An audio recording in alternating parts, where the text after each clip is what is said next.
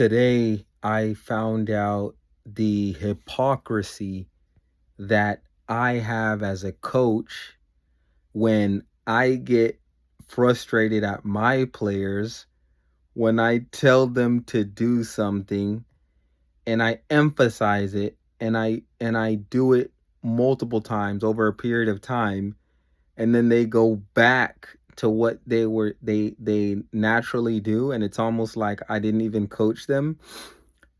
That is how I feel today after my session. I read a book about the psychology of players and coaching and how to address the psychological part of the game and the mental part of the game as a coach to your players. I read a book, I took notes, I discussed it with someone else.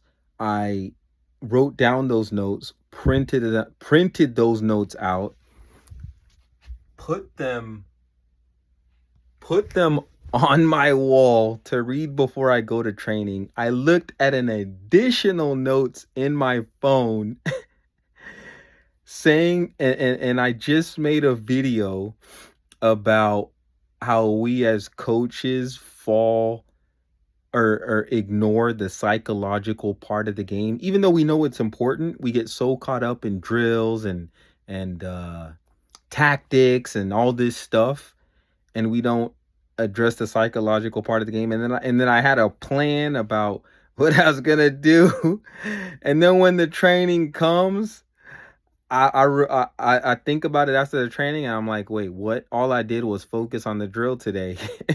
It's like nothing I did before even happened, which is so funny. And that kind of gives me a better idea of the development part whenever you're dealing with kids, and to understand why it's a slow process. It's not an overnight thing. It's not, oh, I told you this last time. Why didn't you do it? Oh, we've been doing this for weeks.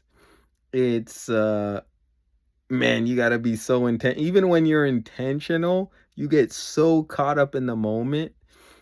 And man, this was a really important lesson for me as a coach, and how even in the development of our players, we have to be cognizant of the development of ourselves.